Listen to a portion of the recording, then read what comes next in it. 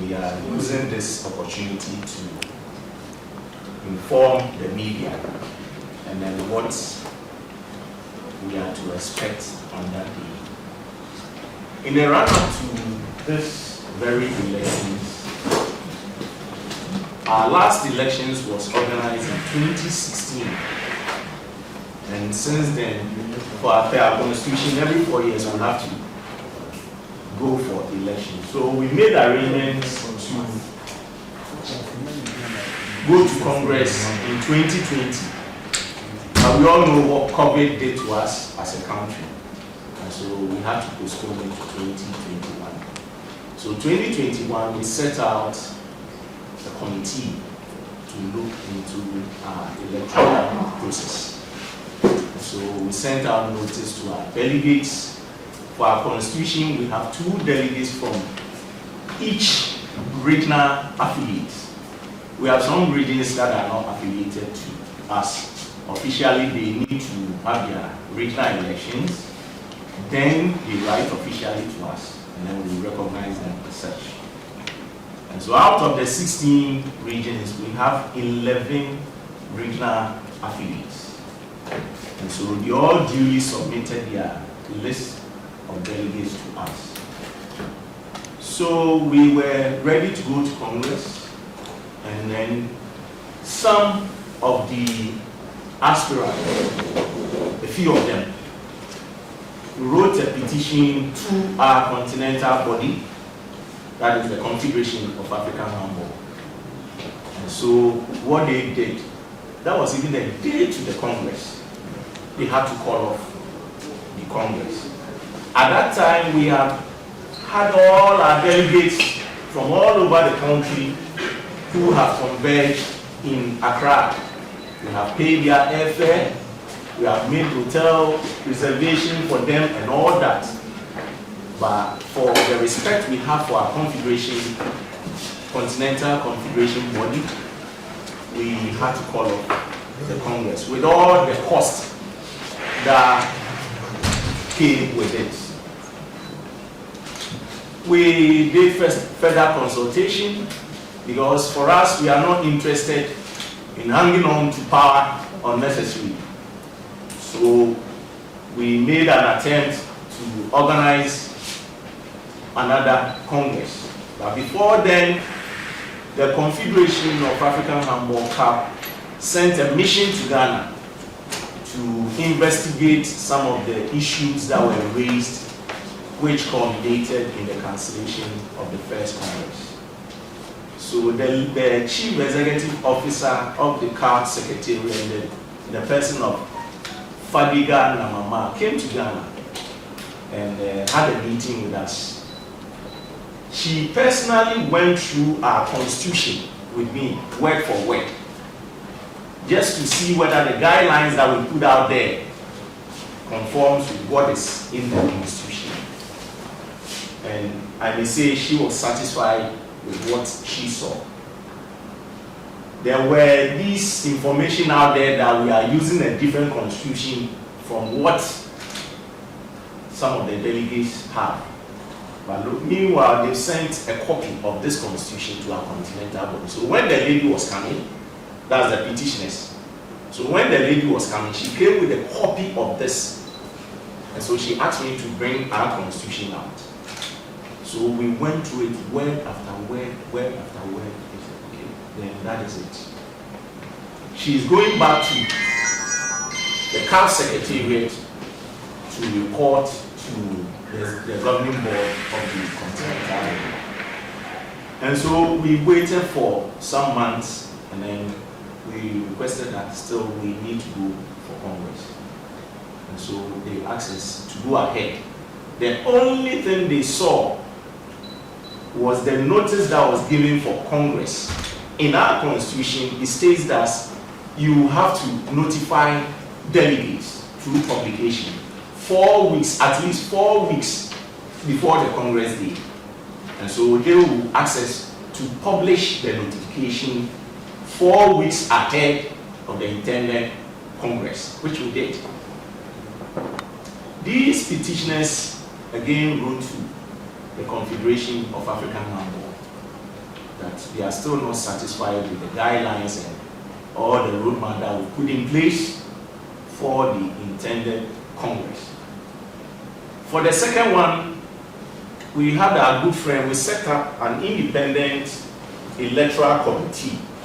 What we did was we wrote to the GOC, the National Sports Authority, to give us, persons who are well versed in federation issues, so that they will handle this the second electoral Congress that we intended to have. So they gave us Mr. Reverend Emmanuel Nikwe, who happens to be the chairman for the national federations. So he was the chairman for that committee that was going to handle the Congress and everything, balloting and all those things. They were going to look into it. There was even a period that all delegates who were aggrieved were invited here to the media center to have discussions with them and see how best we can have a final solution to some of these things. Lucky enough, our brother, Mr. Andy Norty of Ghanaian Times, was also chosen to be part of the committee. And then the third committee member was Cecil Tego. So these were gentlemen who formed the Independent Electoral Commission to look into the second intended Congress. And so all stakeholders, all aspirants, delegates, those who matter for this Congress, we had a period of about 2 weeks that they appeared before the committee. Those who had grievances would have written notices and written correspondence to the Independent Electoral Committee. They looked into the issues and then they had a report. We have a copy, and then they also sent a copy to the GOC, that is the Independent Electoral Committee. At that time, we had also notified, because we don't want this Congress to be fraught with any issues, we wrote to the Electoral Commission of Ghana, who also agreed to organize the elections proper for us. So they were here to do the balloting in Spot 5. And so all the candidates, they came and chose their numbers that will appear on the ballot paper. So it is not as if we imposed any position of any of the aspirants on the ballot paper. Everything was handled by the Electoral Commission. Then, a day to the election, we had another letter from the Confederation of African Handball that we should postpone the elections. The petitioners have also petitioned again. So we said, well, then this is about twice. So we had nothing to do than to just wait for the continental body to give us any direction that will help us organize our elections. So after a month, we had a letter from CAP, that's the continental body, stating that they've had discussions with the Ghana Olympic Committee, Ghana Olympic Committee, to organize our elective Congress for us. For us, we thought it was not proper, because this is an independent federation. So if you want to organize your election, why should GOC organize your election for us? But then we said, well, if that will bring peace to the process, then we should allow the GOC to organize this election for us. So then we made contacts with the president of the GOC, Mr. Bannerman, who also confirmed that CAP has written to them to organize the elections for us. So we had a Zoom meeting with him, my boss, Honorable Ken Juasa, who happens to be our president, and then other executive members on the same issue. So we gave them our consent that, okay, if that will bring peace, since they are a neutral body, to allow them to organize this Congress for us. And so the GOC also were a bit skeptical, because this is an independent national federation and they don't want any kind of confusion here and there that why is it that. So they also made contacts with the IOC. And then the IOC said, if that will not bring any conflict of interest, they can go ahead and organize the election for us. And so the GOC set up a committee headed by Jerry Shai, who happens to be the president of weightlifting. So he called for a meeting, met the aspirants, gave them the roadmap to the Congress, that with the list of delegates, with the list of aspirants, there wouldn't be any changes to that. We may declare to the continental body and our stakeholders that we did a very good job diligently, and so we don't want, because these are legal issues. If you go open nominations again, a situation whereby somebody is going unopposed, in the case of the treasurer, he is going unopposed. Now you open up nominations again and people come in, it will be a major challenge for us. So in our opinion, during our executive meeting, we agreed that we are not going to touch the delegates list. The aspirants and the candidates list should be intact. Along the way, we lost two of the candidates. One was Mr. Norte Dowona, who was our vice president. We lost him last year, December. And then early this year, we also lost Dr. Baba, who is also standing for the presidency.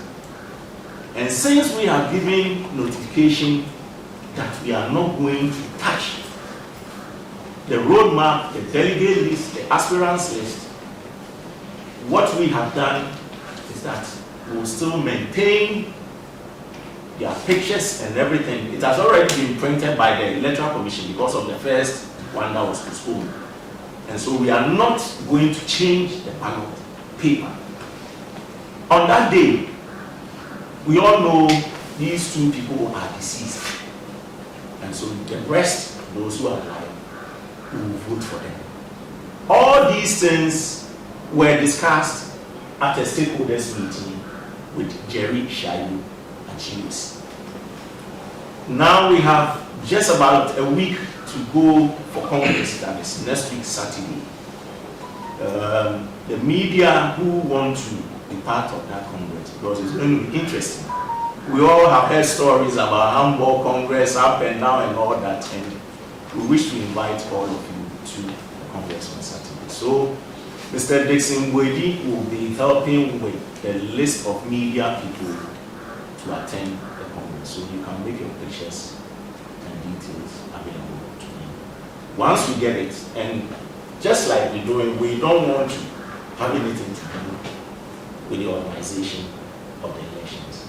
So we trust the list that will come from the media will be a true representation of those coming from the media to cover the election. So that will be sent to the GOC for accreditation purposes. Gentlemen, I would like to state that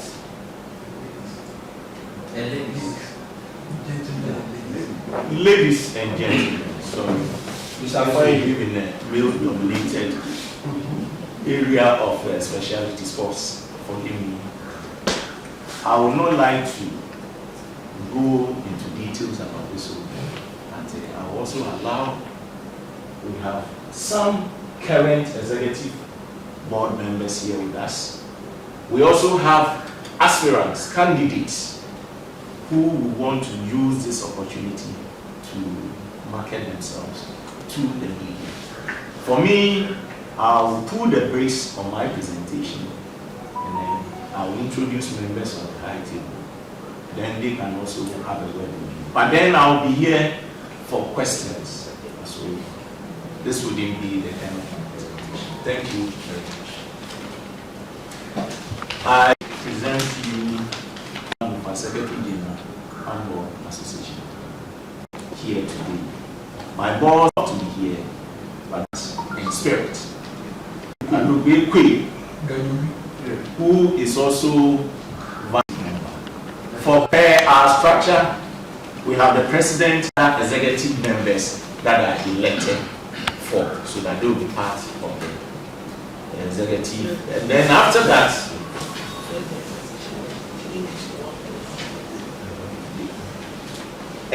after the elections, the executive board has the power. It's stated right here in our constitution. If you permit me, I will do that, but then I will allow them to do their presentation and I'll come back. They have the power to co-opt other members onto the executive board. And so after the elections, whoever wins, I can decide that my brother Sheikh, he's a passionate sports journalist, he knows his job, why not bring him on board? The executive have power to co-opt anybody at all onto the executive board. And 20% of these co-opted members should be ladies or women. It's enshrined in our constitution. Thank you. So as many as how many members can be got? It has no ceiling. And so in the executive's own wisdom, they will decide the number.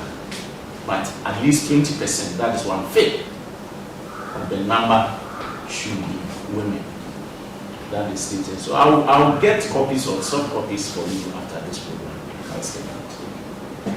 Thank you so much. So we have Chief Inspector Kwe,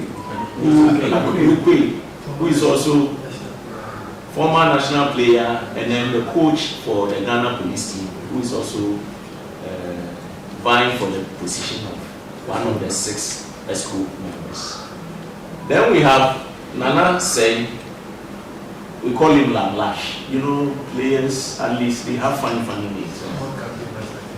Chief Inspector is known as Crazy.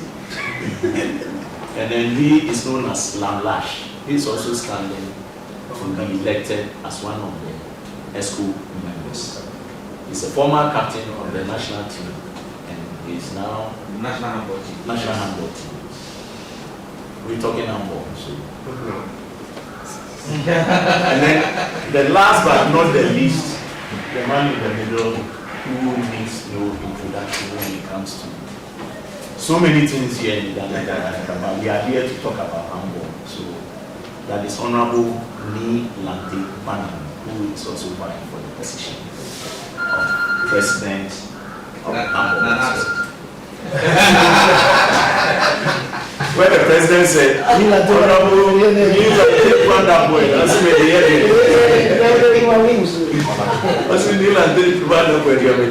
So Mr. Bannerman is here.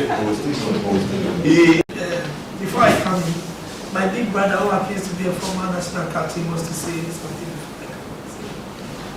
President, we are here as former handball players to lend our support to the incoming president. This is because we have been with the game, we know them, we found them.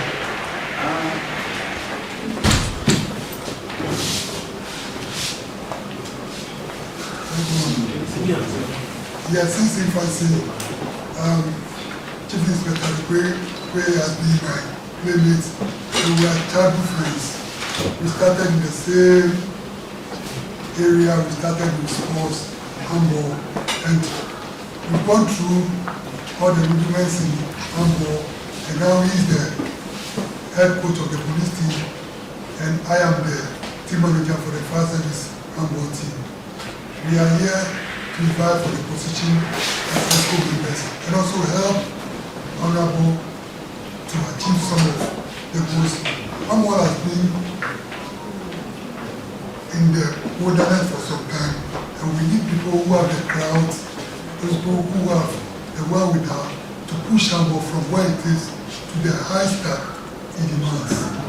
So, without much ado, my brother do want to say something, then Honorable will come in and just finish. Thank you. It's just about the incoming chairman. I don't understand why people should say it's not a handball person. If you are to say a handball person, then those on the other side, none of them should call themselves handball person. Just because we had a meeting with some of the delegates And it came out that they were fighting over handball balls and net. And I let them know that, oh, for all that they are fighting for, they don't have a venue, a court to play handball. It was so short. You understand? On the other side, I know what they can do. I have been with them. We want somebody who can come and help handball. We want somebody who come on with fans, not just by mouth. Now, everything is about connections. And if they say it's a politician, almost all our presidents, our chairmen, are politicians. On the other side, some of themselves are politicians. So I don't understand why. It's just that they just want to muddy the waters. That's the way I see it. So I'm solidly behind him. Because I know, again, we have two pairs of referees who are attending a course for a comeback. We've never gotten that before. He's sponsoring them in September. Can they do that? They cannot. Can they dip their hands into their pocket and give out money? They cannot. So I have been in handball, as he's saying, since infancy. Why should I follow somebody who cannot even, when it happened that we have to go to Togo, they have to go back looking for money. Like this man will just dip his hands into his pocket. Should I follow them? And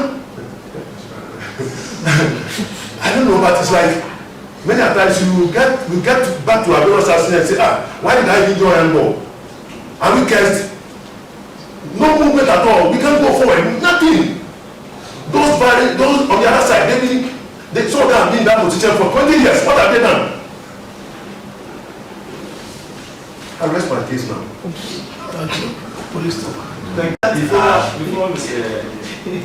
Honorable Bannerman comes in, I think Mr. Philip There's frustration in the system. Yeah. And in as much as we are here also to let people know that we are contesting for various positions, I think the main reason why we came is for the fact that they are calling the whole process into question, the integrity of the process into question.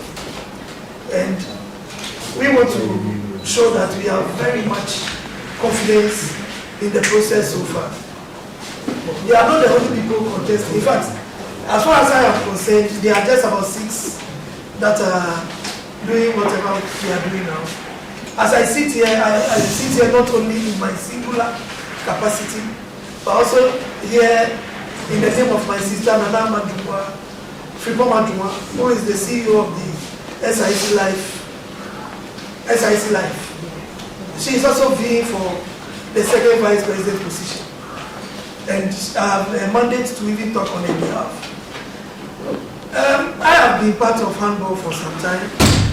Not too long, but just about some 4 or 5 years ago. There is a team in Jamestown that used to be called Aspirant Handball Club. I have a sports agency that I have registered since 2017, Jamestown Sports Agency. I have a football team, a second division team that plays in the Eastern Region. You know, we are based in Accra, called the Jamestown Football Club. The first time we participated in the Eastern Regional Division 2 League, I won my zone competition. I was first. In fact, Jamestown AC was first. The second season, which was just the season that I was saying that we played second to Susubili, which has now qualified for the first division, national first division. I have been a sports person for a very long time. And like I said, I own a sports agency, I have a sports club. As you know, I was not much involved in handball, but they approached me that they see what I've been doing with other people and they want me to help them. Since then, I've been part of it.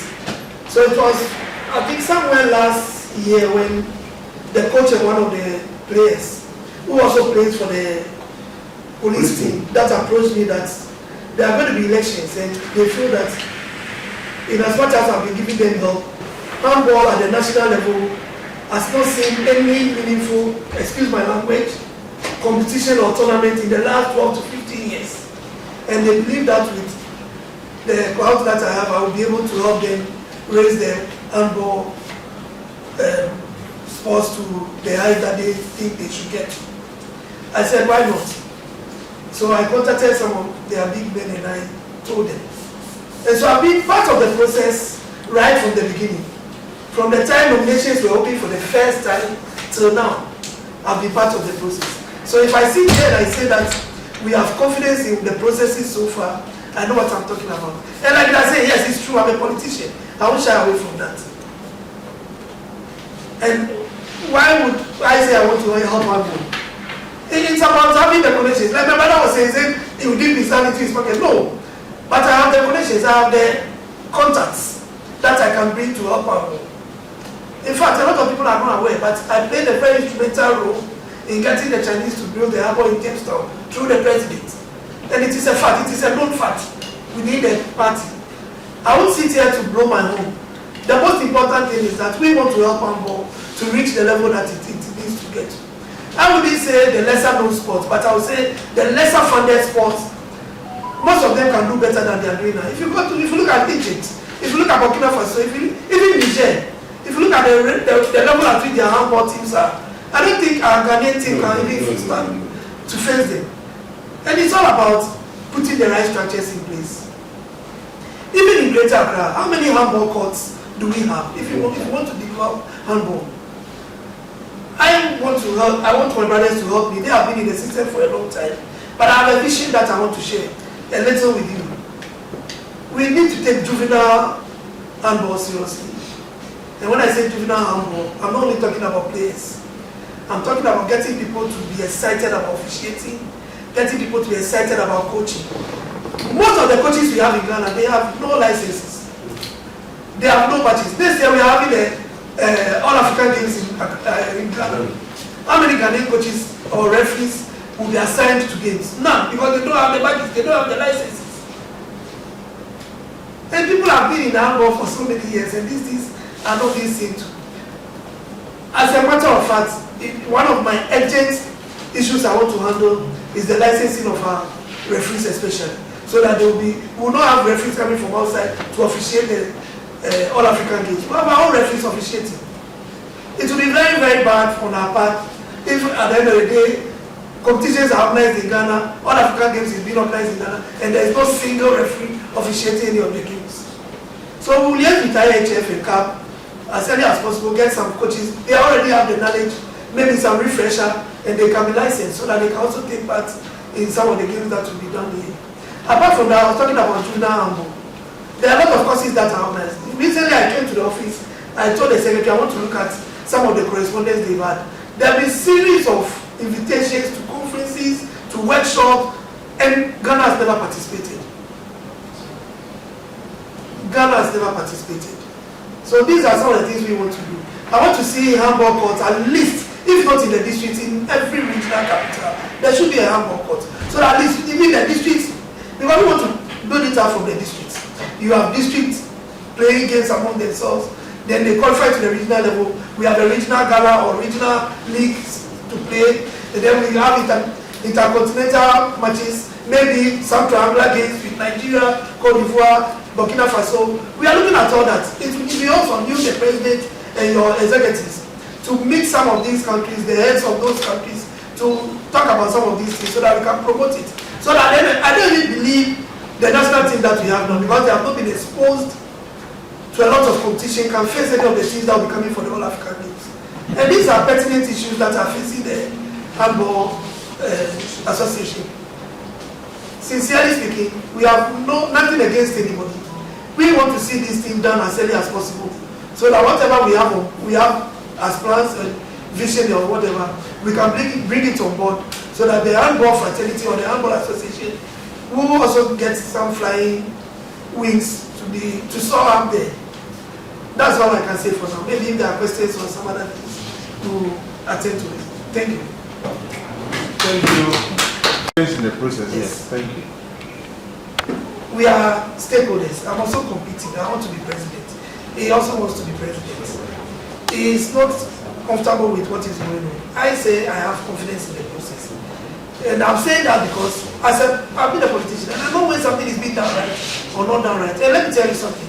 Nobody is favoring me in this election. I am going around the regions. I've told you. I'm going around campaigning. So nobody is favoring me. And I don't even want it. I'm saying here and saying that. The fact of the matter is that because I want to be president, there is a sitting president who has not handed over. Right Honorable Kenjurasa. And if you know, we are on opposite sides of the political divide. But I've been to him, I've asked for his blessings. And as I sit here, these people have always been in Handball. And they are contesting, they are in my camp. It's a team, they have a team, we also have a team. Mr. London here is an president executive member who is also in my team. The other president executive members who are not here today, but they are in our team. We have about 9 people in our team contesting, and we are expressing confidence in what is happening. They are 6 and they are on the other side. I don't want to sit here and say somebody is crying or being crying over something that is not there. The fact is that we have all been called to a meeting several times, and at the meeting we lay our grievances and we are giving answers to the various questions. I see the whole thing as somebody who sees that, in fact, until Mr. B.T. Baba passed on, he was not sorry. Until Dr. Baba passed on, he was not in the game. He was nowhere in the game. Nobody was even talking about it. I don't want to sit here and talk about it, but because of the question you have raised, the fact of the matter is that we are going around meeting the delegates and we are sure of what we are doing. They are just delaying the process, and sometimes it becomes very frustrating. Let me tell you this. The HAG was organizing the elections, but when you have visited delegates in their regions and they are coming down, some of them will call you and they are coming to sleep over. They want you to also assist in getting them somewhere to sleep. I don't want to talk about what has happened in the past, but we've given efforts in various ways to various people within the Handball fraternity, and these people are just frustrating the system. Timelines have been given. Initially, it was being organized by HAG. Now it has been given to GOC. Are you saying GOC is also not credible? Is that what they are saying? They fear that if you have the current executive behind you, it will surely give you some weight. But they say as a politician, I need to win people to my side, don't I? So if I've been able to win the executive to my side, they are supporting me in my quest to be done. Like you say, I've not been a frontline handball person. So definitely I'll need the handball people to help me, to show me the road.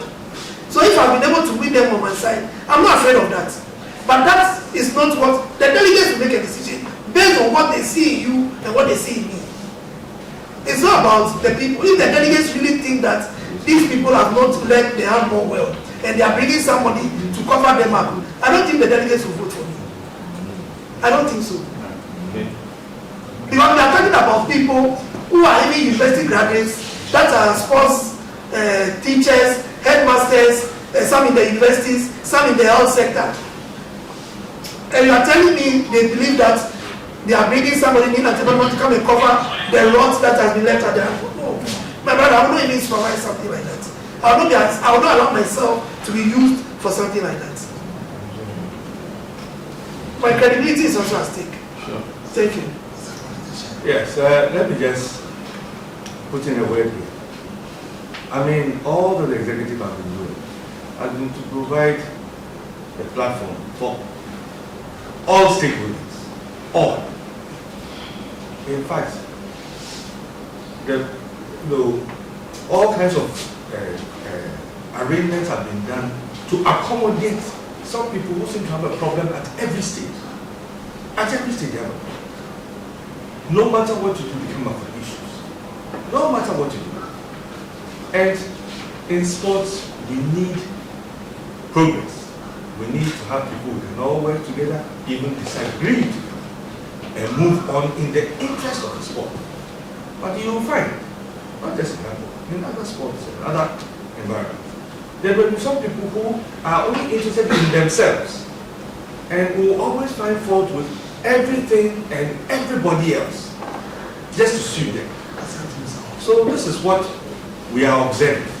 And no matter what the executive have done, no matter what the National Sports Authority is doing, no matter what GOC is doing, there are some people who will always have a problem.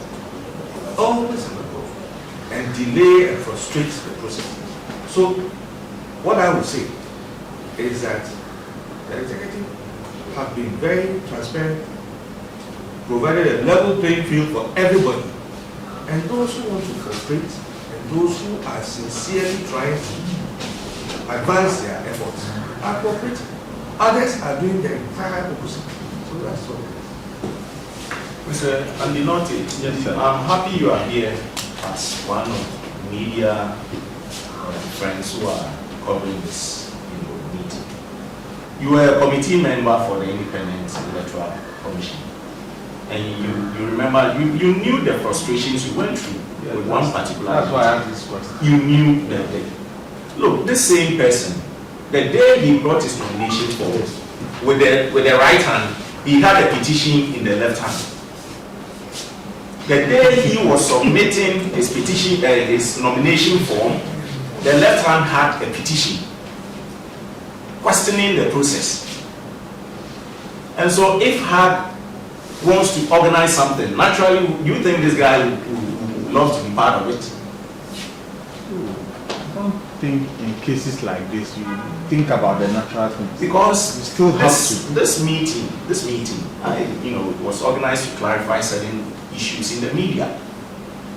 They poisoned the system to the extent that, in fact, we, the current executives, are, even not competent. And you endorse their forms. And let me go into details. You are telling us that we co-opted. Initially I said the executive board has the power to co-opt. Good. In our constitution, the Secretary General shall be an employee of the National Sports Authority. That is automatic. The other co-opted members, they are picked and then they are brought on board. Let me ask you, if you become a co-opted member, do you have limitations and privileges? Yeah. In our constitution, there are no limitations. Once you are co-opted and then you are a member of the governing board, there is nowhere that shows that you don't have voting rights. I've seen constitutions that limits, Exactly. and even in certain cases, it limits the Secretary General. You don't have voting rights. But per our constitution that we have, once you are co-opted, there is nothing that shows that you don't have a voting right. That is one. Two, So even if you are co-opted, you have equal powers. you have equal powers to take decisions in the association issues. Now, these same gentleman and some of his colleagues, they came, coerced my boss to force some of us to endorse his forms for him. So now, are you telling me my endorsement is null and void if I don't have voting rights, or my rights or privileges are limited? Then I don't have the power to even endorse your form. It makes your form null and void. So as we speak now, do you have confirmation that they will be participating in the exercise on Saturday? Then, Yes. for us, we are just going. We'll be there. GOC has had meetings with all the aspirants, and they've given them notice together with the roadmap, venue for the Congress, what to expect on that day and all that. So we are ready. Next week, Saturday, we'll be there. I'll do my financial report, I'll do the presentation, and then I'll allow the Electoral Commission to take over proceedings. But they are also campaigning. Yeah. They are also going on campaign. So I have a concern.